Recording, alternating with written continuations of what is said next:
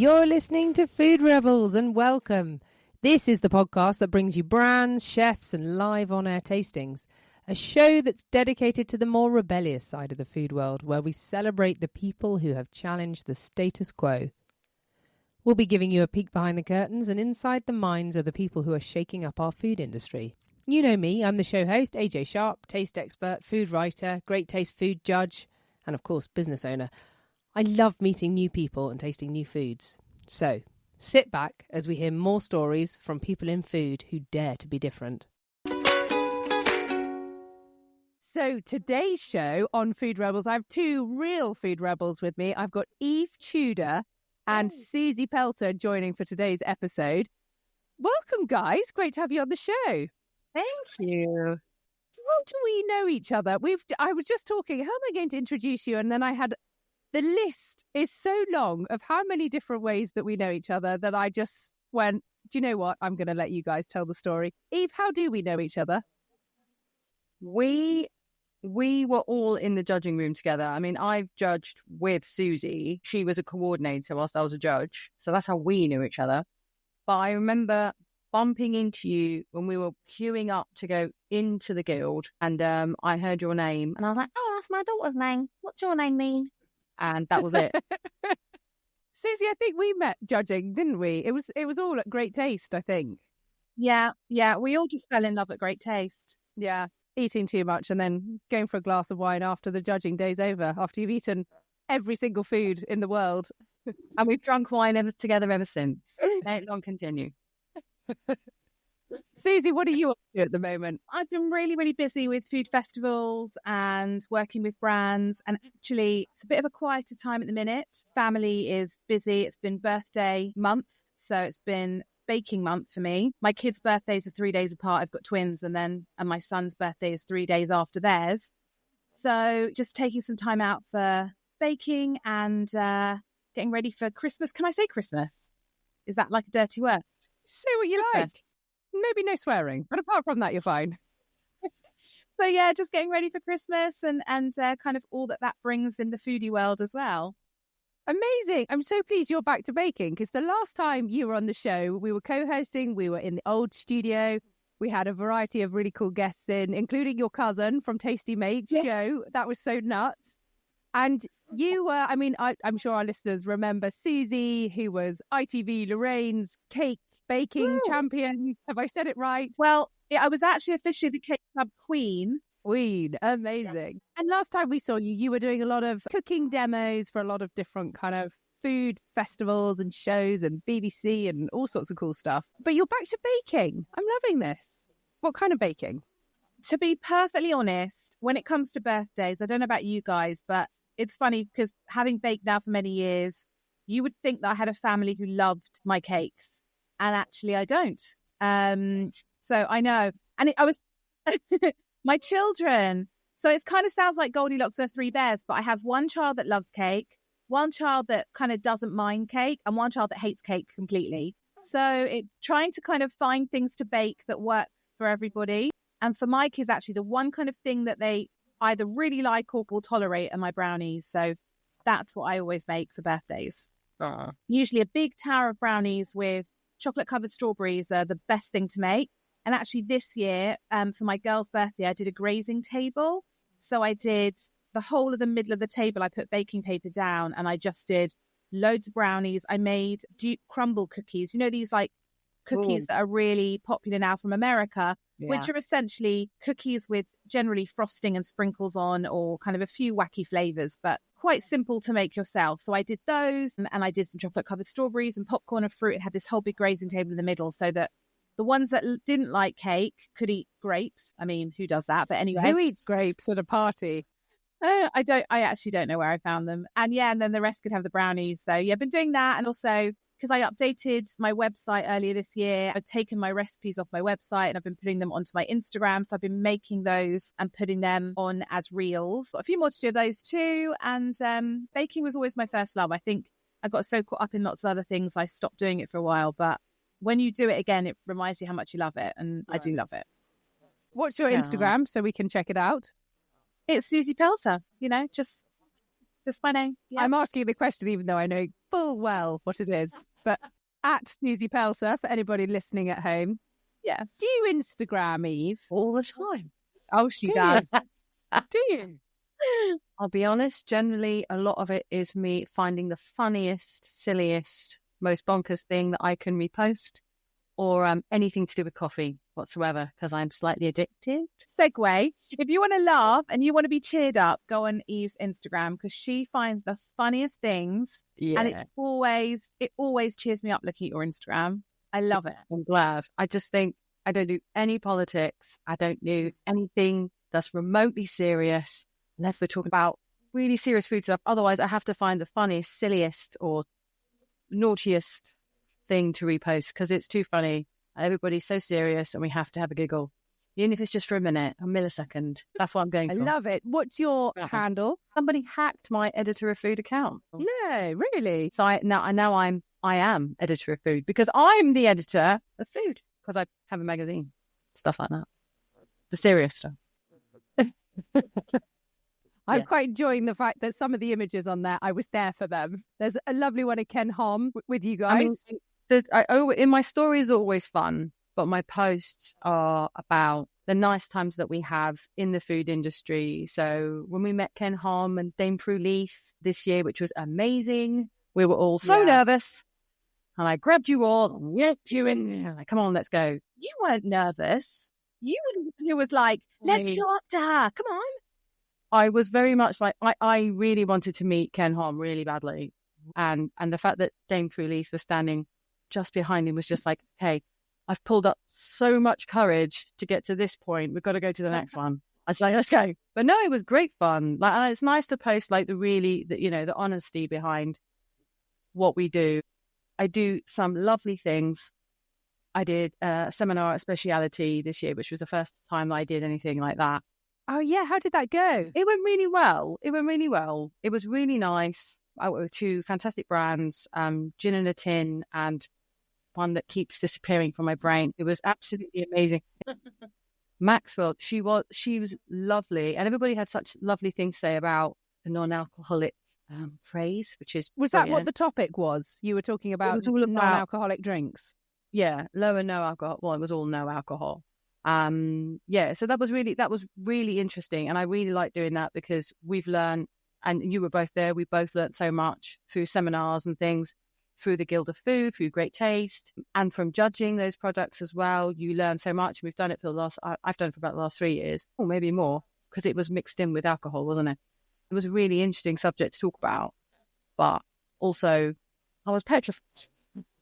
I was absolutely petrified, and I think that's a really big thing to be honest about, that I don't normally do this stuff. As you know, AJ, you've been trying to get me to do things for ages. This is probably like the third or fourth, maybe fifth invitation of like, come on, Eve, we're going to get you on Food Rebels. Well, I'm so pleased you're here. Well, you're my good friend, and I felt terrible when I said no, but I'm sat at home. I'm sat in my husband's kit, my husband's deck. So this is less intimidating because I've always been an editor, or I've been an editor for a very long time, or a photographer, and the other side of everything. So I just push everybody else forward.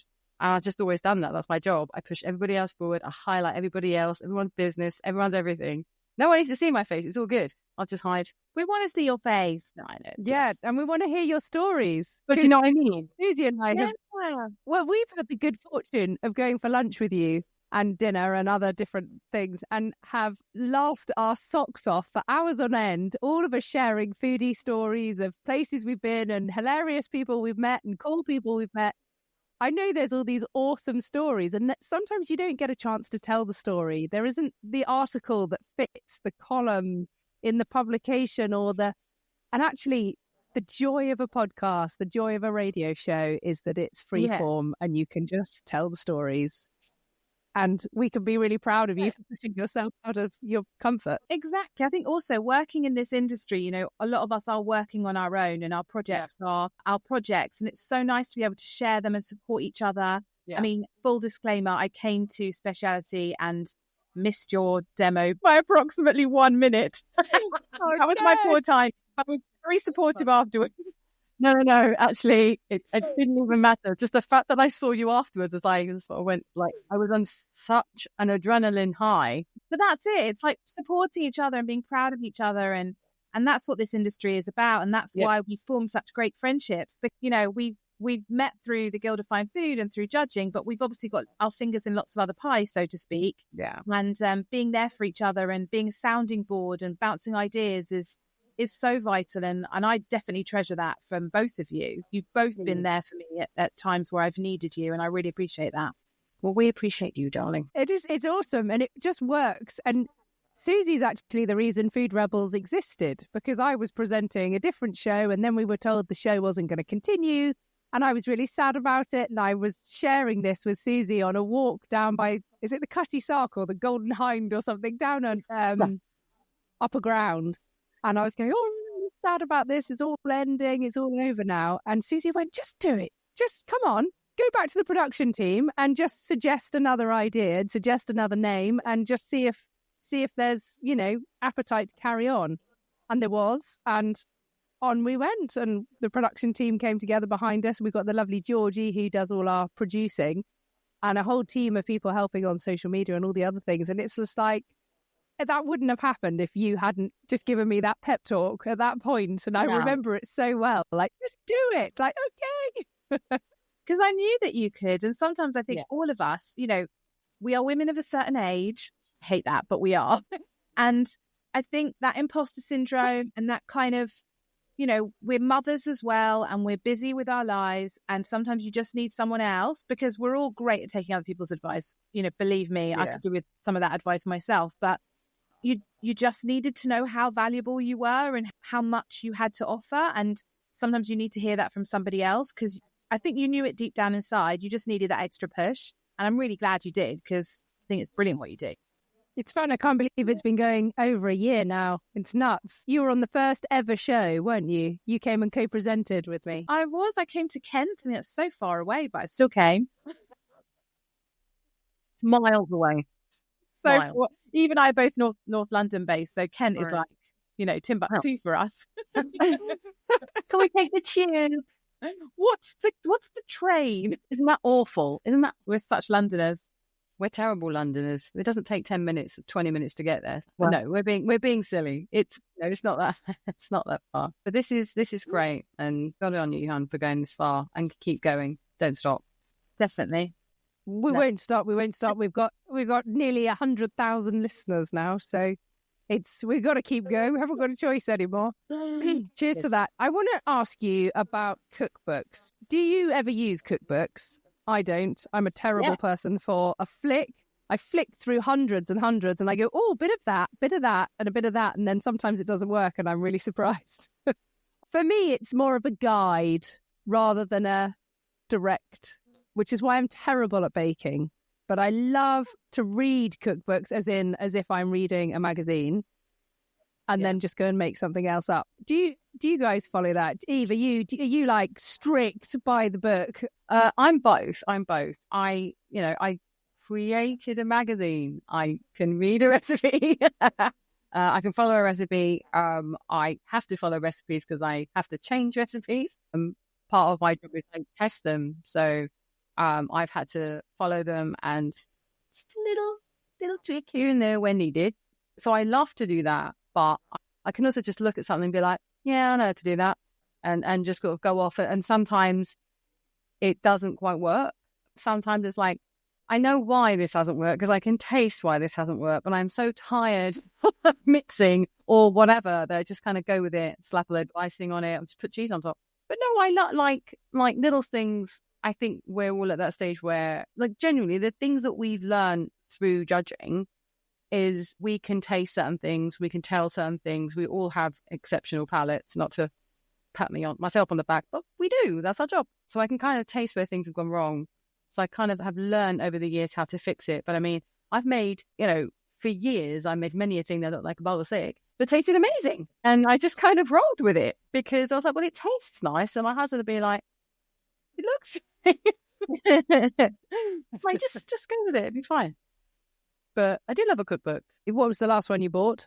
Was it Georgia Hayden? Ah, really? I think it was probably Georgia. It was a little while ago. Yeah, it was a little while ago because I got quite a few, because I was helping out with the Guild of Food Writers Awards. So I may have received a very large number at a certain point, which kind of, I don't know what to do with them all, but I hadn't got hers. And so I went out and bought it. And I've cooked from it many, many times. I love her. Was it Greekish? Yes. God, yes. I didn't even say what book it was. It was Greekish, her most recent book. But I have some of her other books as well. She's kind of like me in the way that she's Greek Cypriot. She has an English husband, and she has created recipes that they're Greek, but they're Greekish. So they're kind of almost, some of them easier to make, or they incorporate English cheese or like a different meat, or like just sort of little things like that. That just makes it a bit easier to cook. I mean, I can literally walk 5 minutes and get every single Greek, Turkish, everything cheese that I want, just because I live in London. But if you live outside of London, you kind of got to play around. I literally had some friends over a couple of weeks ago and made a couple of her dishes, and they fell over themselves. So now it's fun. I love her. She's great. How about you, Suzy? So I'm guilty of having a bookshelf full of cookbooks that I barely look at. I've written a book myself and I write recipes. And I say this as a recipe writer. I think the market is very saturated and it's overwhelming to find recipes that work. With no disrespect, there's a lot of fabulous content creators out there who are brilliant food writers as well. And there's a lot of content creators out there who create recipes that don't work.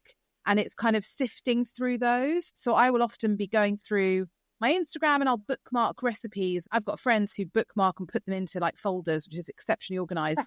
I don't do that. I just bookmark them and kind of think, I'll go back to them. And I don't. So when it comes to cooking, I'm kind of a bit more, I'll take ideas from different things. And then when it comes to baking, usually use my recipes or recipes that I know work and that I'm quite confident with. But yeah, it's hard as well, because I mean, again, you guys are mums, you know what it's like. You want to experiment with cooking and trying out different dishes, but you've got kids who potentially won't eat anything that isn't beige or boring, and so you don't really get the chance to.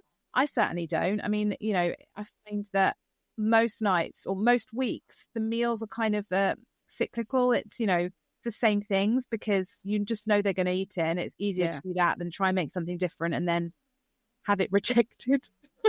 It's heartbreaking, isn't it? Yeah, especially when you put loads of time and energy and money into it. Definitely. It's the cost of throwing all that food away. You've made enough for 5 people and 2 of them are eating it. Although I have to say my biggest amount of pride at the moment is coming from my son, who's gone to university, who is an exceptionally independent, very well-rounded kid. But the one tool I really didn't equip him with very well was cooking. I mean, he could make pasta and he could make eggs, but through phone conversations and me guiding him through things, he's been learning to make other things. And I'm really proud of him. And actually last week he sent me through a whole album of pictures of things that he's made while he's been at university. And he's home next week. And I said to him, you can make us dinner next week then, because I'm really excited to see what you've learned. That's incredible. I mean, university is a time of fajitas and scrambled eggs, from what I remember. I mean, fajitas, I think, are a bit fancy nowadays. I don't know about that. Well, if you get the kit and you just do what it says on the back of the box. I remember a lot of come for a dinner party and we'd all just have fajitas. It was ace. Yeah, no, I think when I took him for his first shop, I was like, whatever you want to get to start you off, it was essentially fish fingers and smiley faces, and that's fine. But he's branched out, so I'm proud of him. I mean, there's a lot to be said for a fish finger.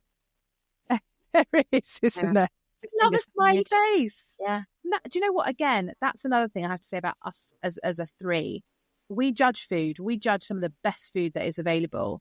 But we're also very down-to-earth people who will happily eat a fish finger and a smiley face as well. Yeah. Because, you know what? There's a time and a place for those too. Yeah. I was just going to say, I've realised who my friends are, like my true friends are, when I can talk to them about going for a McDonald's. Like, what's your McDonald's order? It is a double quarter pounder with cheese and extra pickle. Oh. I don't even need extra pickle. I didn't even know you can get extra pickle. I didn't either. What's your McDonald's order? It's a double cheeseburger and chips. Okay. You have to order them separately. They don't come as a meal, but they're amazing, honestly. See, I'm partial to a fillet of fish. Nice. Are you?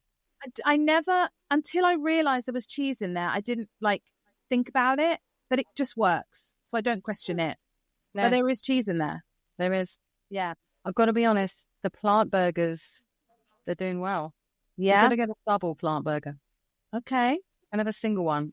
It's almost not enough of whatever protein it is. But if you get the double, which I know sounds, it's enormous, but it's the only way to get enough food, if that makes sense. I sound like such a pig. No. I have a double of everything. I like both. I like doing that at work and being really like, you know, you're sitting there eating this absolutely exquisite food in some beautiful restaurant and you're going, look, if I'm going to be critical, I really would have toasted the scallop a little bit more on this side. And you are pulling apart the most perfect, like beautiful dish. And then it's the weekend and you're over at your friend's house and they're like, sorry, I've just done a big tray bake of pasta. It's all I could get my head around after work. And you're like, yes, but this is equally more beautiful and delicious because I'm sitting here surrounded by people I love, talking and chatting nonsense. And I couldn't give a stuff what the wine is I'm drinking, to be quite honest with you, because I'm just enjoying the fact that I'm with people I love. And therefore, the food tastes better, the wine tastes better, everything tastes better. Like, because you're with all these wonderful people. No, it's not. I've gone round to friends' houses and they sort of look at me and go, oh, I'm really sorry. I've only got instant coffee. And I'm like, I give it. It's fine. It's hot. If I'm at a friend's and that's what they have, because that's what they have, I will drink it. I will absolutely drink it. If I get offered to go to particular large chain coffee houses, my answer is no, we're not going there. No. I'll go to a cafe and drink a cup of proper tea. I don't have a problem with that. I will not go to one of the large chain and pretend I like their coffee because I want to. Actually want to be sick. No, but I've had friends be freaked out by having me come round for dinner, and I'm like, "What are you talking about? Get some beans on toast. Let's go." Do you know what I mean? Who cares? Yeah. And you actually do crave that food, don't you? When you've been tasting lots of really rich food, you have a day where you just think beans on toast would be epic. And for me, with a little bit of salad cream, lush. Oh my God, what? No. I once sat next to the late, very lovely Charles Campion at a dinner. So I'm properly elbows off the table, name dropping here. And I remember admitting to him with my boss watching me across the table, and I was only probably 1 year into the job, like a proper junior, shut up, AJ, don't speak. I'm like, sure, you're lucky to be here. Like, sure. And then I remember having a love-in with him about salad cream. And he said, what is your favourite condiment? And I said, do you know, I just love salad cream. And he looked at me and went, do you know, I do too. We had this big love-in about it. It was amazing. I don't know whether he was just being very polite, but it was a good moment. I do like salad cream. I don't know about putting it on beans, but I do like a bit of cheese on my beans. Cheese is okay, but salad cream, no. I said, I'm very open to foods, but then I've already said that I'm a snob about instant coffee. I'm a snob about salad cream. Salad cream and cottage cheese, I think, are two things potentially should be banned. Yeah. Cottage cheese is a funny one. It is a funny one. I mean, sometimes it's okay, but I will try anything, but it wouldn't be my first choice. Depends what you mix cottage cheese with. Have you tried the new Monster Munch pickled onion flavour mayonnaise? No, I can't get hold of it. What? Shut the front door. Yes. I'm desperately trying to buy it. Can't get hold of it. No, it is genuinely very, very, very good. That and pickle ketchup are my two big things right now. Pickle ketchup. I've got about 3 bottles in the house for the fear of it running out. But we put it on everything. Isn't it so good? It's incredible. It's McDonald's ketchup though. It is. Yeah. It's McDonald's ketchup. Yeah. But I think pickles are the best thing in the world. Yeah, agree. But I want to go to a sandwich shop where the bread is a pickle. There is no bread. It's just the pickle with the filling inside, and you just munch on it and the juices run down your face. Yeah. You need one of those, those big American things you wear when you're having lobsters. It's just basically like a bib, a giant apron. Yes. But a giant one that's slightly absorbent, it'll hold the pickle juice whilst you're... No, so it's got a tray, and then you pick it up, and then you pour the juice in your mouth after it. Yes. We're disgusting. This is not okay, guys. Oh, I love pickle juice so much. Yeah. I mean, I thought I did, but now I've just heard that ode to pickle juice. I think my love is just nowhere near your level. Pickle juice in cocktails as well. Pickle juice in cocktails. That is a thing, though, isn't it? Yeah. Yeah. Sour, umami, sweet, yum. Yeah, I haven't tried that. Was it Dua Lipa? She put pickles and pickle juice in a Coke, but she's put jalapenos and jalapeno juice, I think, in it as well. And I can't be doing that. I don't want to try. The pickles I try, but not the jalapeno. But you like the heat. You might like the heat. But I don't know how that would work. All that vinegar, salty, not vinegar. I still haven't tried that thing, that, was it chamoy, where they wrap the fruit roll up round like the red pickle? Yes. I want to try that as well. I want to try that. I haven't tried that. Well, sorry, we're completely pickle nuts. Oh my God, you are actually pickle nuts. No, we could go on quite a while about pickles. Salivate. So am I. That's hilarious. I do like pickles, and I never used to as a kid. And I don't know, there was some point in my 30s it started to change, and I started to eat like cornichons. You know, when you're sort of just stood at the fridge looking for a snack, and then you just open the cornichons and you start to eat those while you're thinking about what you're actually going to eat. The kind of the thinking eating that as food. a child, though. Meant to be very good for you, though. They are good for you. It's vegetable. It's got vitamins in it. I love it. Well, on that pickly note, all right, can you name your favourite pickle brand before we wrap up the show? Is there one? No. Don't Mrs. know. Ellswood. Mrs. Ellswood. Oh, there you go. Yeah, the jars. We always have. I've got a couple downstairs. Yeah, love them. Oh, I don't have one. Done. No, I don't have one either. But I think I buy Mrs. Ellswood. Now you say it, I'm like, yes, the yellow and red label. I know the one. But I am down Amazing. with Heinz ketchup pickle sauce. Yes. Like, please don't stop making it. No, please. And the Please. pickled onion Monster Munch version of the mayonnaise. I want to. I'll try it first. Yeah. Everybody Right. says it's good though. I've got to add this to the shop next week, haven't I? Yes. If you can find it, buy two and send me one of that mayonnaise because I'm struggling. Okay, done. Squeezing it into your mouth as well. For the love of pickles. Well, thank you so much. Thank you so much for coming on, Eve Tudor and Suzy Pelta. It's been so great to have you on the show. Oh, thanks for having me. Thank you so much for listening. You've been listening to Food Rebels, which is available on radio stations around the UK and further afield. You can also listen on Apple Podcasts, Spotify and Audible. Please remember to subscribe and rate us with 5 stars or follow us. It makes such a difference, not just to our podcast and radio show, but it really helps to support the guests that come on the show with us. We're also on Instagram at food_rebels. So give us a follow, do get in touch. We love hearing from you and let us know what you think. Thanks so much for joining us and make sure you taste the rebellion.